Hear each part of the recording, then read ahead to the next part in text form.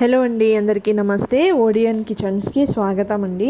ఈరోజు వీడియో ఏంటంటే ఇంట్లోనే రసం పౌడర్ ఈజీగా ఎలా చేసుకోవాలో చూపిస్తున్నానండి. ఫస్ట్ అయితే స్టవ్ మీద కడాయి పెట్టేసుకొని 1 కప్పు కందిపప్పు తీసుకోండి, 1 కప్పు పచ్చిశనగపప్పు తీసుకొని ఆ రెండు కొంచెం దోరగా ఫ్రై చేసుకోండి. అవి కొంచెం వేగాక ఒక 1.5 స్పూన్ జీలకర్ర వేసుకోండి.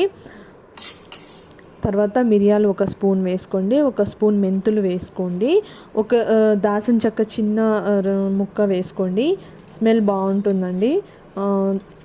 ఇవి వేసుకున్నాక కొంచెం ఫ్రై చేసి ఆ తర్వాత 4-5 ఎండుమిర్చి కూడా వేసుకోండి.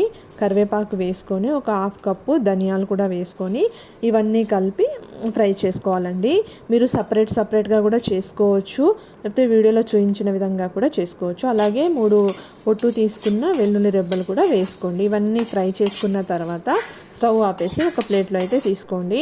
ఇది మంచిగా గోల్డెన్ బ్రౌనిష్ కలర్లో అయితే రావాలండి. మంచిగా వేగాక ఒక ప్లేట్లో తీసుకొని చల్లారనివ్వండి. అలా చల్లారిన తర్వాత మిక్సీ జార్లో వేసుకొని మెత్తగా మిక్సీ పట్టేసేయండి. జల్లెడ పట్టాల్సిన అవసరం లేదండి. ఇలా మిక్సీ పట్టేసుకున్న తర్వాత ఒక గాజు సీసాలో స్టోర్ చేసుకోండి. ఇదైతే 6 నెలల వరకు చాలా ఫ్రెష్గా ఉంటుందండి. మీరు కూడా వీడియో నచ్చితే లైక్ చేయండి, షేర్ చేయండి.